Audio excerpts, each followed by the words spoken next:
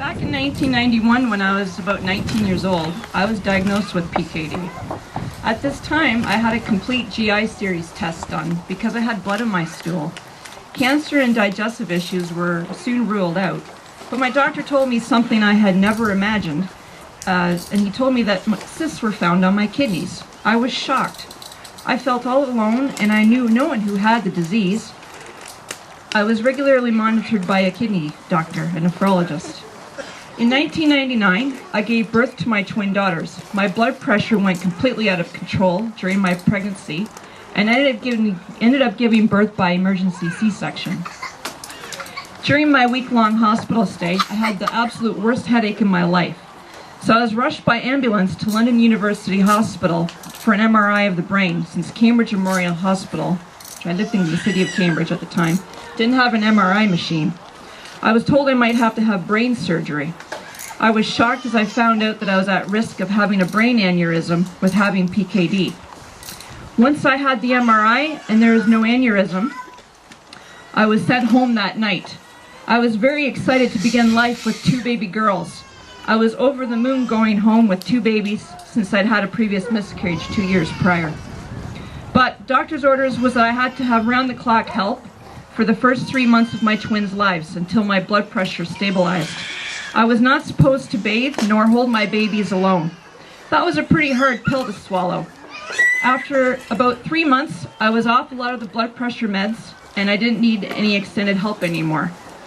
Fast forward to 2 years later, I gave birth to my son. This time though, I was monitored more carefully by my doctor and I was put on BP medications during my pregnancy. I was scared being on medications while being pregnant.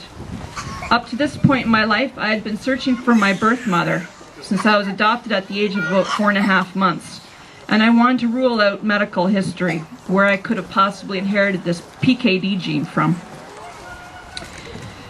Since at least it has to be passed down from at least one biological parent, from my understanding. A registry in Toronto found my birth mother, whom I'd been searching for almost 4 years at the time. While I knew my birth mother, she told me there was no medical history of kidney disease in the family that she knew of. She would not tell me who my birth father was either.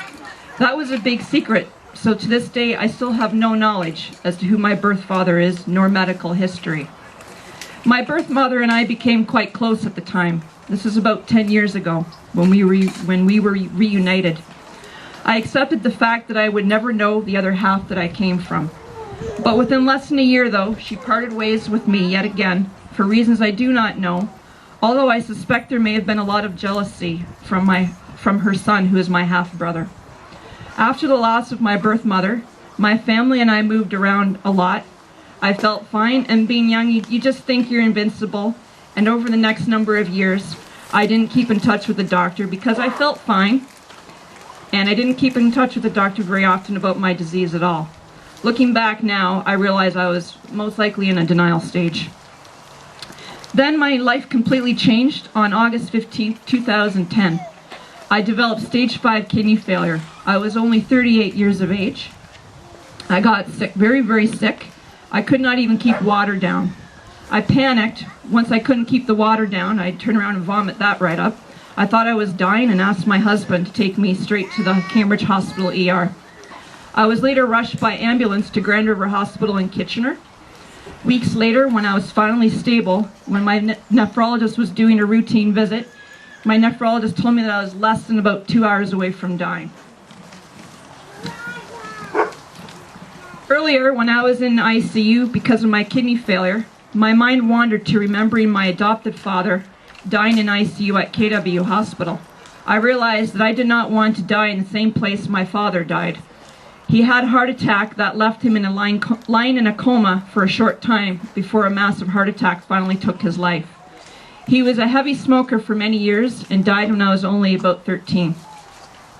Being in the ICU in the same place that my father died was a huge wake-up call for me. I did not want to leave my husband to raise our 3 kids alone, or leave my kids without a mother. Because of my disease, my diet and lifestyle needed to drastically change. I would now have to go on what was called a renal diet, which was low sodium and low in phosphate. I went through an angry phase for the first whole year of dialysis. I had never picked up a cigarette, nor ever did drugs in my life. It felt very unfair to have never abused my body in any way and end up with a chronic disease. I was also grieving the loss of the old Laurie. I now had to get used to the new Laurie. My life had been turned upside down, literally. My in-laws moved in to help since my husband and I needed someone to care for our young children at the time. Financially, kidney disease has cost my husband and I a lot of money. We sold our home in Cambridge last year and bought a home in Kitchener to be closer for my treatments for dialysis. My husband and I took a huge loss on our previous home. We lost $14,000 to the bank for breaking our mortgage contract. We were signing from a fixed to a variable interest rate, and it hurt us bad financially. Emotionally, the disease has taken its toll at times. My son, who is autistic, does not handle change very well. The move and the change of schools has been a big challenge, especially for him. Since kidney failure, my kids have had fears about their mother, wondering if I might die. It has been very hard for my husband also. He is the only one making an income in the family, as I do not work due to the draining effects of dialysis 3 days a week. But dialysis hasn't all been a negative experience, though. I have lost a lot of weight over the last 2 years. Last November, I went on the transplant deceased donor wait list. I was told the wait could be a 4 to 5 year long wait for my blood type, which is type O. I hope that my time will come for a kidney transplant. I will be patient for the gift of life. For now, I have accepted dialysis as a part of my life, and I have tried to maintain a positive attitude in my dialysis journey in the meantime. I know I can do dialysis, and I am very thankful that it is a way of keeping me alive so I can watch my kids grow up. I am also very thankful and very lucky to be alive, to have such a caring and loving family. Today, I am so happy to be here with family and friends. It means the world to me to have them here with me, raising awareness for kidney disease and for PKD. My hope is to help raise awareness. My one twin daughter has cysts on her kidneys now. She is only 13 years old, but as she gets older, my hope is that she will not have to go through what I have had to. Currently, right now, my husband last year was worked up as a live donor for me. He is the same blood type as I am. However, he can't donate directly to me. So my husband and I, Don, actually, he was the one that wore the dress here. He was worked up as my live donor, and he has been medically approved, but he can't give directly to me because I have too many antibodies.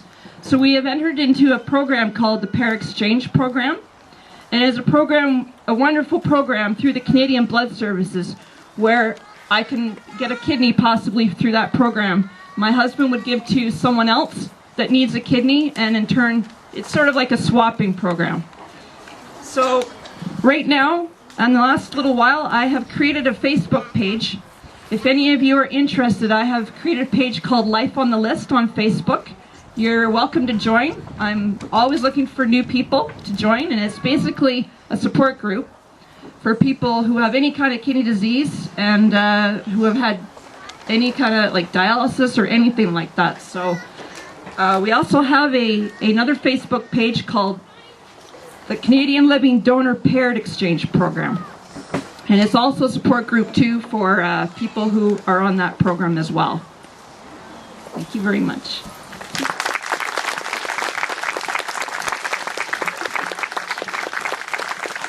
Okay, before I wrap things up, guys, I've just been, never mind, found a phone. We lost our phone, found a phone.